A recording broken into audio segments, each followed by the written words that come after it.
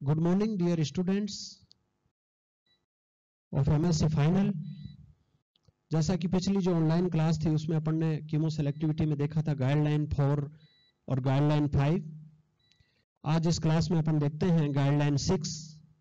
और गाइडलाइन 6 है वो कीमो सेलेक्टिविटी को एक्सप्लेन करती है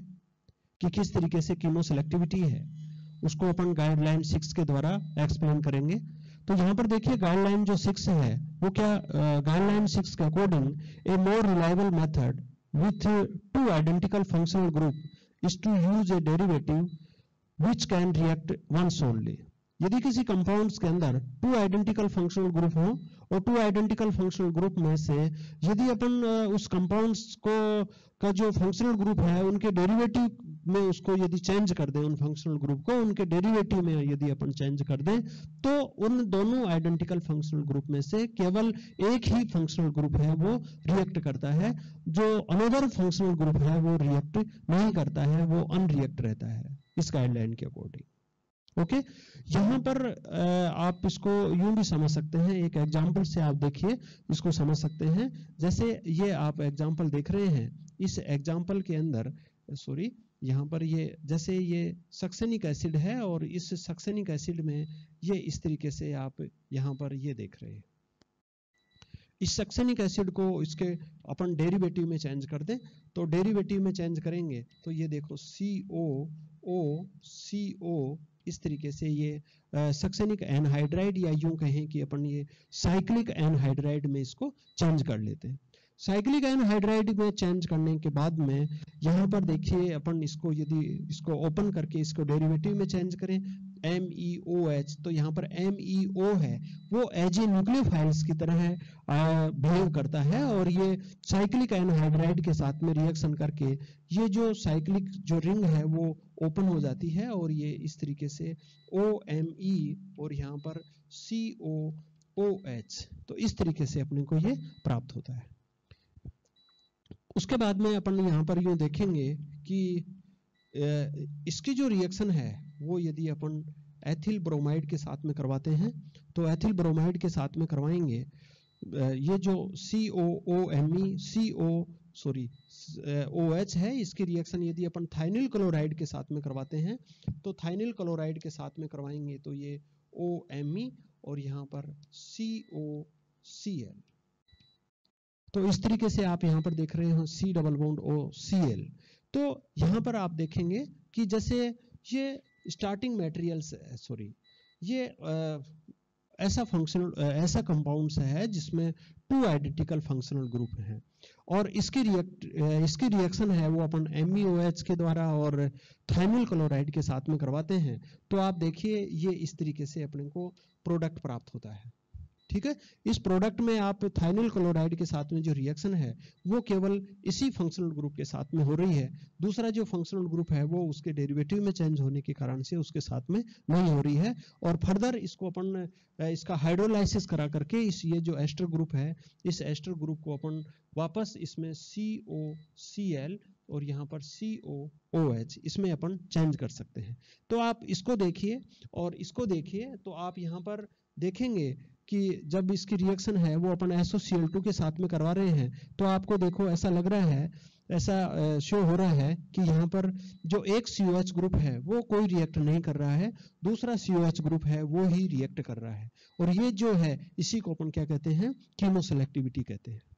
तो कीमो सेलेक्टिविटी है, ये इस कीमो सेलेक्टिविटी का जो एक्सप्लेनेशन है वो गाइडलाइन 6 के द्वारा दिया जा रहा है, और गाइडलाइन 6 क्या कह रही है कि यदि किसी कंपाउंड्स के अंदर दो आइडेंटिकल फंक्शनल ग्रुप होते हैं तो केवल एक ही जो ग्रुप है वो रिएक्ट करता है, और वो रिएक्ट तब करता है जब अपन उसको यूज ए डेरिवेटिव, यदि अपन उसको एज ए डेरिवेटिव के रूप में उसको अपन यूज करते हैं। तो इस तरीके से ये इस कीमो सेलेक्टिविटी को गाइडलाइन 6 है वो इस तरीके से इसको एक्सप्लेन करती है। इसके अलावा अपन इसका एक दूसरा एग्जाम्पल है, उस दूसरे एग्जाम्पल के द्वारा भी अपन कीमो सेलेक्टिविटी को देख सकते हैं। इसी का गाइडलाइन 6 का ये एग्जाम्पल है। गाइडलाइन 6 के एग्जाम्पल के अनुसार आप यूं देखिए, जैसे साइक्लिक जो जैसे मान लीजिए डाई कार्बोक्सिलिक अम्ल है और उस डाई कार्बोक्सिलिक अम्ल को अपन इसको साइक्लिक एनहाइड्राइड में चेंज कर दें, तो यहाँ पर जैसे मान लीजिए ये कंपाउंड्स है और इस कंपाउंड्स में आप यहाँ पर यूं देखिए Cl और यहाँ पर ये है, तो ये ऑर्थोक्लोरोटोलुइन है और ऑर्थोक्लोरोटोलुइन है उसकी रिएक्शन अपन डाई कार्बोक्सिलिक अम्ल है उसको अपन डेरिवेटिव में चेंज कर दें और मतलब साइक्लिक एनहाइड्राइड में चेंज कर दें और साइक्लिक एनहाइड्राइड में चेंज करके इनकी आप रिएक्शन करवाओगे तो आप यहाँ पर देख रहे हो कि इस तरीके से ये क्लोरीन है उसका ऑर्थो और पैरा डायरेक्टिंग इफेक्ट होता है और यहाँ पर चूंकि ये सब्स्टिट्यूट बड़े हैं तो यहाँ पर पैरा प्रोडक्ट इज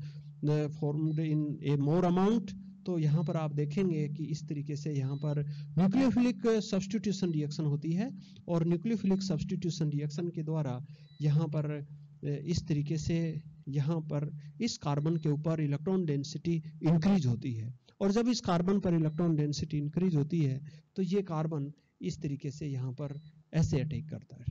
ठीक है, तो ये जो है ये कार्बन है यहाँ पर हाइड्रोजन और ये carbon C double bond O, तो C डबल बॉन्ड O फिर यहाँ पर ये सिंगल बॉन्ड फिर ये CH2 और CH2 के बाद में यहाँ पर CO और यहाँ पर ये O नेगेटिव, ये इधर आ जाएगा तो O नेगेटिव। ठीक है, उसके बाद में देखिए यहाँ पर वापस एरोमेटाइजेशन क्रिएट होने के लिए ये इधर ये इस तरीके से मूव करेगा और मूव करने पर आप यहाँ पर देख रहे हैं कि इस तरीके से ये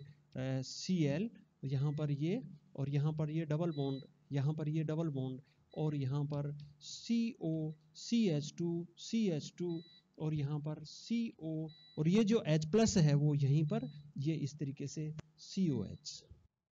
ठीक है, तो यहाँ पर आप ये प्रोडक्ट देख रहे हैं। यहाँ पर ये जो प्रोडक्ट है साइक्लिक एनहाइड्राइड है, वो साइक्लिक एनहाइड्राइड है वो आप जान रहे हो कि ये किससे बना हुआ है, सक्सेनिक एसिड से, तो ये COOH और यहाँ पर COOH। तो ये जो सक्सेनिक अम्ल है इसका अपन ने साइक्लिक एनहाइड्राइड बना लिया और ये जो साइक्लिक एनहाइड्राइड है वो इसके साथ में रिएक्शन करके इस तरीके से यहाँ पर प्रोडक्ट फॉर्मेशन कर रहा है।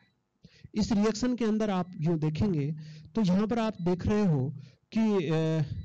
इसके अंदर जैसे इसकी रिएक्शन अपन इससे करवा रहे हैं तो ये किसके थ्रू रिएक्शन कर रहा है, साइक्लिक एनहाइड्राइड के थ्रू रिएक्शन कर रहा है। तो यहाँ पर आप देख रहे हैं कि इसका एक जो फंक्शनल ग्रुप है कार्बोक्सिलिक जो फंक्शनल ग्रुप है वो कार्बोक्सिलिक फंक्शनल ग्रुप यहाँ पर फ्री है और दूसरा जो कार्बोक्सिलिक फंक्शनल ग्रुप है वो दूसरा कार्बोक्सिलिक फंक्शनल ग्रुप है वो इस कंपाउंड्स के साथ में रिएक्ट हो रहा है। तो आप यहाँ पर देख रहे हो कि यहाँ पर दो आइडेंटिकल फंक्शनल ग्रुप हैं, उनमें से केवल एक ही फंक्शनल ग्रुप रिएक्ट हो रहा है, दूसरा फंक्शनल ग्रुप अनरिएक्ट है। तो दो में एक ही रिएक्ट होता है तो वहां पर कीमोसेलेक्टिविटी होती है। तो आप यहाँ पर देख रहे हो कि गाइडलाइन 6 है वो इस तरीके की जो डेरिवेटिव के थ्रू यदि एक ही फंक्शनल ग्रुप रिएक्ट करें तो इस तरीके की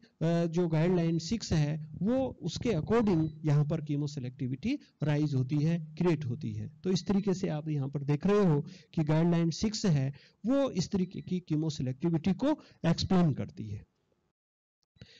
इसके साथ ही आप गाइडलाइन 6 है उस गाइडलाइन 6 के साथ ही अपन नेक्स्ट देखेंगे गाइडलाइन 7। तो देखिए गाइडलाइन 7, गाइडलाइन जो 7 है वो गाइडलाइन 7 क्या कर रही है, 1-2 groups are nearly but not quite identical, avoid attempt to make only one of them react. आप इसको एक एग्जांपल से समझ सकते हैं कि जैसे मान लीजिए यहां पर ये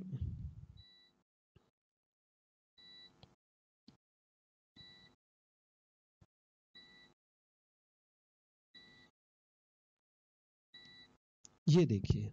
ये एग्जांपल देखिए। इस एग्जांपल में आप देख रहे हो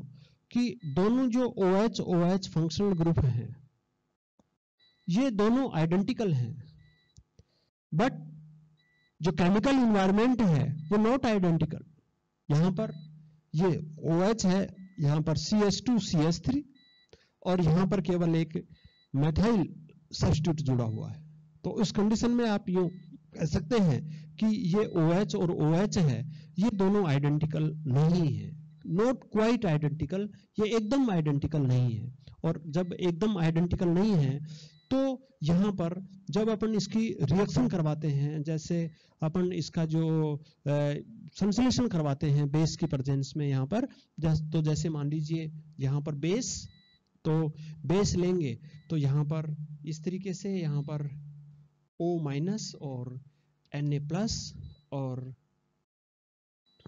ये यहाँ पर OH, और उसके बाद में इसकी रिएक्शन अपन यदि मैथिल आयोडाइड के साथ में करवाते हैं तो यहाँ पर ये OMe और यहाँ पर इस तरीके से यहाँ पर OH और ये,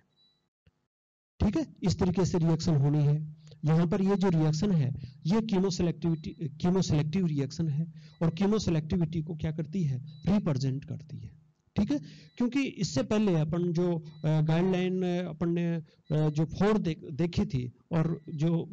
दूसरी गाइडलाइन थी उसमें अपन ने इस तरीके से कहा था कि OH और यहाँ पर OH दो फंक्शनल ग्रुप हैं और दोनों क्या हैं, आइडेंटिकल हैं। और ये यहाँ पर अपन 1 मोल NaOH लेते हैं यहाँ पर, और तो स्टैटिकल इफेक्ट के द्वारा आपने यहाँ पर देखा है कि स्टैटिकल इफेक्ट के द्वारा यहाँ पर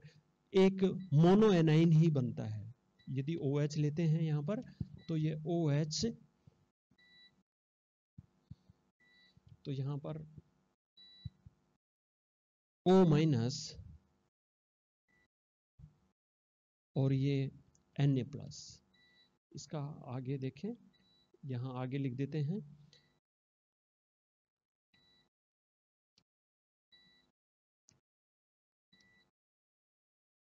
ये इस तरीके से। यहाँ पर आप देख रहे हो कि ये जो रिएक्शन है, ये दोनों OH ग्रुप, इसको कंपैरिजन करते हुए, है ना, स्टैटिकल जो इफेक्ट वाली जो गाइडलाइन है उससे अपन कंपैरिजन कर रहे हैं। ये OH ग्रुप और ये OH ग्रुप, ये दोनों OH ग्रुप क्वाइट आइडेंटिकल हैं, एकदम आइडेंटिकल हैं, ठीक है। क्योंकि यहाँ पर ये CH2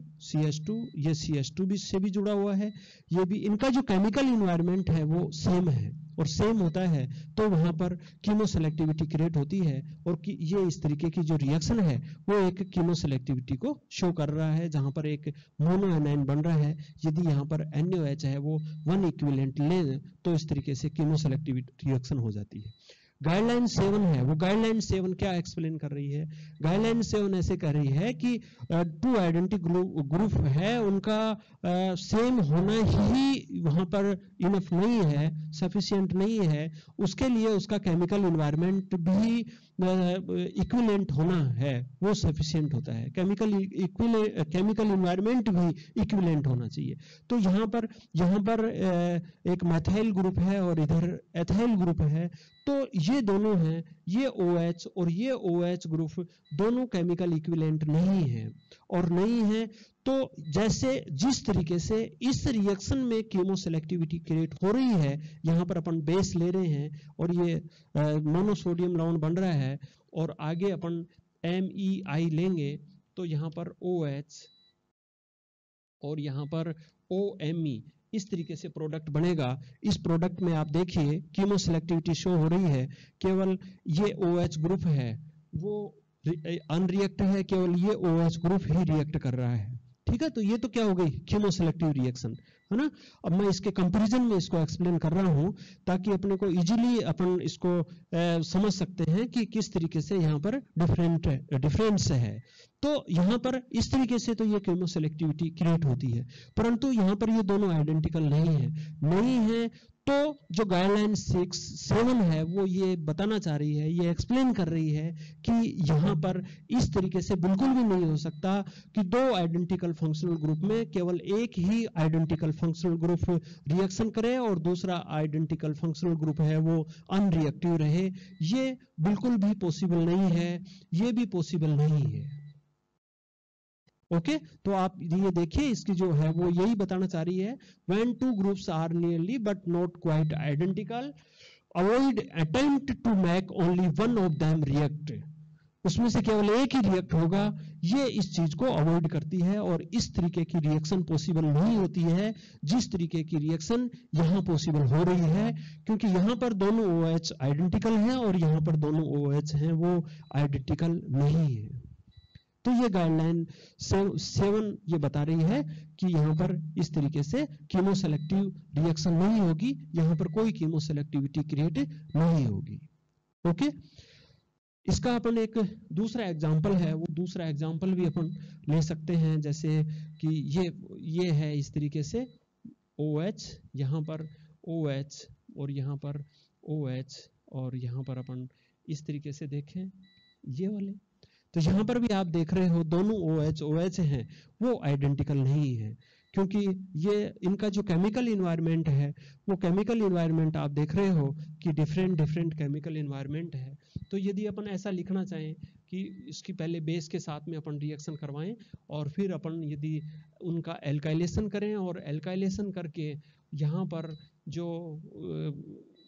है कीमोसेलेक्टिव रिएक्शन है, वो कीमोसेलेक्टिव रिएक्शन तो इस तरीके से होनी चाहिए थी, परंतु यहाँ पर ये दोनों आइडेंटिकल नहीं है, तो इस तरीके से कोई कीमोसेलेक्टिव रिएक्शन नहीं होती है। तो ये गाइडलाइन 7 के अनुसार इस तरीके से आप यूं देख सकते हैं कि कीमोसेलेक्टिव रिएक्शन कब होती है और कीमोसेलेक्टिव रिएक्शन कब नहीं होती है। तो यदि दोनों ही कंडीशन में, जिन कंडीशन में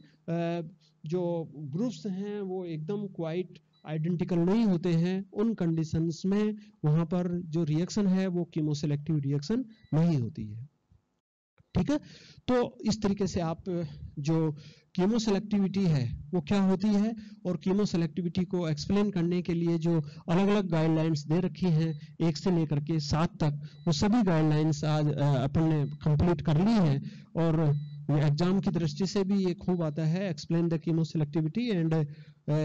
तो यहाँ पर आप इसको इस तरीके से एक्सप्लेन कर सकते हैं। Thank you.